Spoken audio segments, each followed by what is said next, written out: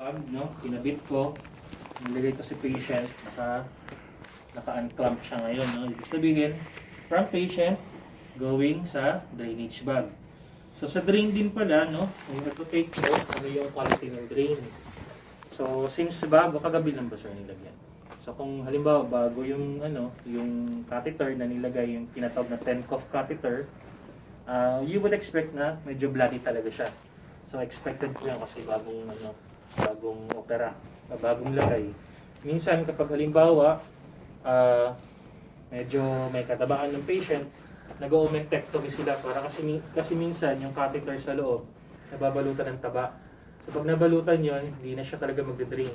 So yung catheter nabalutan siya, hindi na magde-drain yan.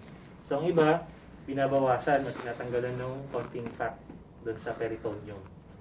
So sa drain, dapat chine-check natin yung quality. So, expect natin yung medyo bloody kasi bago siya. So, halimbawa, naka 1 week na, ganyan pa din. So, you have to refer it kay doktor kung may blood pa din. Another thing to consider kapag nagde-drain is yung natawag nating pineapple wash. Literally, para siyang pineapple juice. Yon indication siya ng infection. So, paano nyo mag-check pag pineapple juice? So, you put your hand dito sa likod. Pag nilagay nyo, hindi mo na halos makita yung kamay mo. Ha?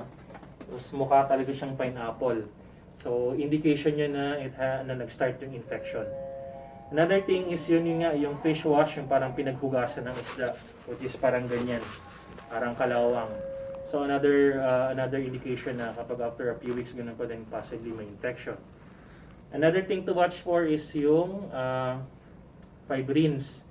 Literally, para siyang sipon, no? Hibla-hibla. Makikita nyo sa tube yan. So, pagka ganon, we could ask for the doctor, for the nephro na kung pwede magbigay ng heparin. No? So, halimbawa, 1 liter yung nilalagay natin. Pagka 1 liter, as per protocol, pero ito, depende pa rin kay doctor ito, no? We have to verify kung halimbawa may fibrins, no? Pagka may fibrins, yung parang sipon-sipon, nilalagyan kasi ng heparin. Ang stock dose at dapat pa rin kayo mahirapan yung 1,000 international units. No? So pag 1 liter, 0.3 cc. Kapag 1.5 liters ang pinapasok sa pasyente, sabi ni Dr. which is eventually baka mag 1.5 siya pag nag-settle down na, no, kapag na-accustom na yung peritoneum niya. Is 0.45 pagka 1.5. Pagka 2 litra talaga pinapasok is 0.6. But then again, depende pa rin kay doktor yon. Siya pa rin mag-deliver. So, 10 to 15 minutes, maximum 1 hour yung din. Okay, so, ano na natin ngayon? Tapos na nun, sir. Pwede na, no? So, tapos na. Okay, clamp muna. Ang next natin is, magpa-flush lang tayo siguro ng kasi yung mga, ilan na ba ito?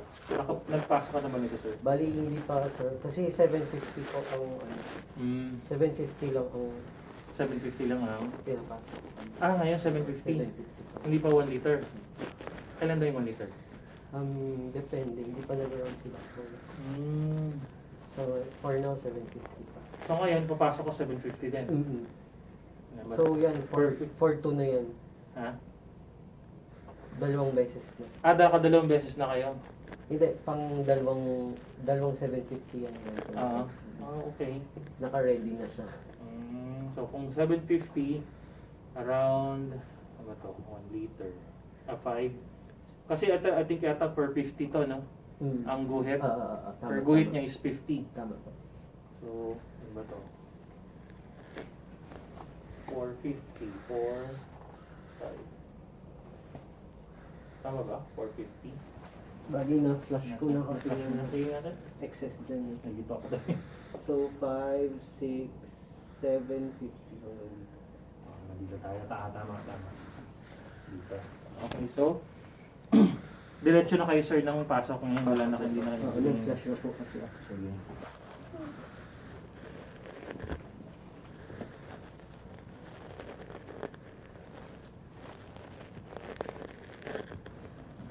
Hap muna tayo.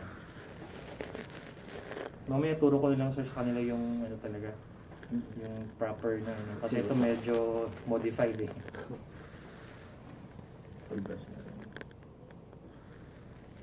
Masakit? Ha? Masakit ba? Relax lang ha, relax. You would expect na kapag bago sir, no, talaga magko-complain ng pain. Madalas is isa dito, sa waist, tsaka dito. Lagi silang complain yan, masakit dito, sakit dito. Which is natural kapag tinatanong namin mga nepro bakit may ganun, tsaka sa surgery. Ano talaga, kasi nag-a-adjust yung peritoneum. No? But eventually, weeks after na pagkatapos sa ma-dialysis, ma-peritoneal dialysis, nawawala naman yung pain. So just like any no surgery na kapag bago, tapos nilalagyan natin ng fluid, may pain talaga. Yung iba nagko-complain na parang humihilab. Halimbawa kapag yung fluid ay malamig, masyadong malamig. Ito naman, hindi naman kailangan i-warm, as in i-warm talaga, no? Room temperature pwede siya. Wag lang naman ng sobrang lamig ng fluid kasi syempre, mag-chill yung patient pag sobrang lamig ng fluid. Hintayin natin. Pagkatapos ito sir, binabalik nyo sa ano? Sa hanggang dito po sa blank. Okay. Stop na siya din. So, na-modify na muna. Sige. Anyway, mamaya siguro I'll use one bag siguro to parang demo lang paano talaga. Tapos sa surgery sir, hindi pa naman pwedeng, hindi pa pwedeng Naka-change na ba yung change lang. nasok kasi. Siguro probably babalik na ako sa stage, puro yung change ng dressing nila.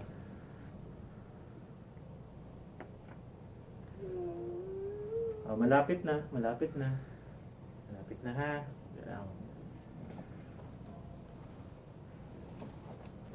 Wala naman sir incorporations. For now, wala po Wala. kasi medyo lagi yung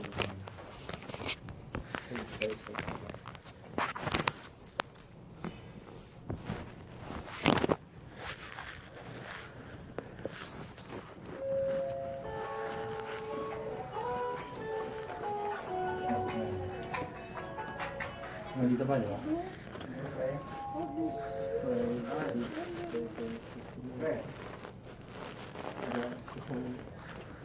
Saan na lang.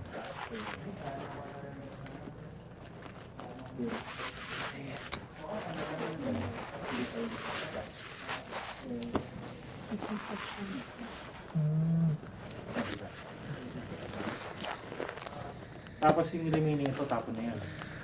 Okay. Ginagamit ko pa to. As in, So, ang kinoclash ko, almost parang 700. almost 700. Ang akala ko kasi, sabi ni Doc kagabi, 1 liter na yung Ang magpapalala sa akin, 750 pa rin.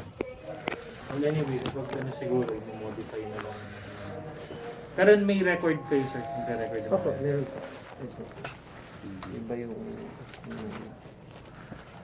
form ko. Then 30 minutes na naman to, no? Opo. 30 minutes na.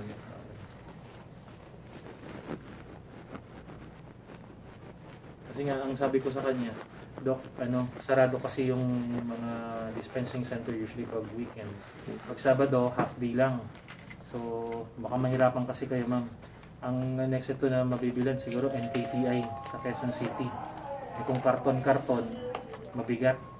Kaya sabi niya, order ka na ng abot ng hanggang Sunday.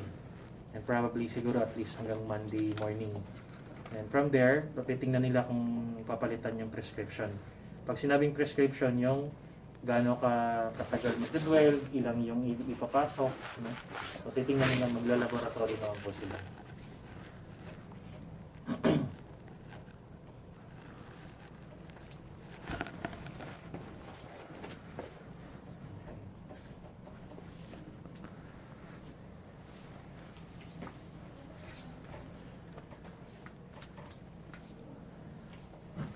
Kasi ito sir, mamaya consume na lahat, no? Mm-hmm.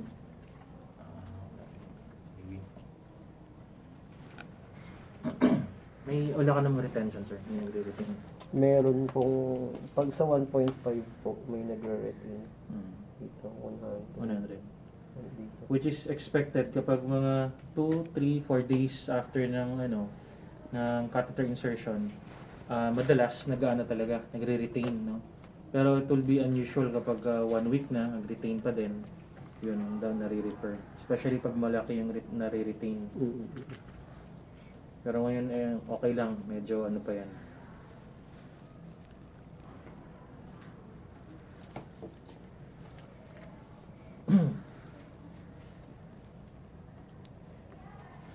So, ano pala? Sige, mamaya na lang, ano po ulit, ano ko po mamaya yung ideal na setup. Sige po. Paano ko na kay Doctor. Thank you po. Thank you po.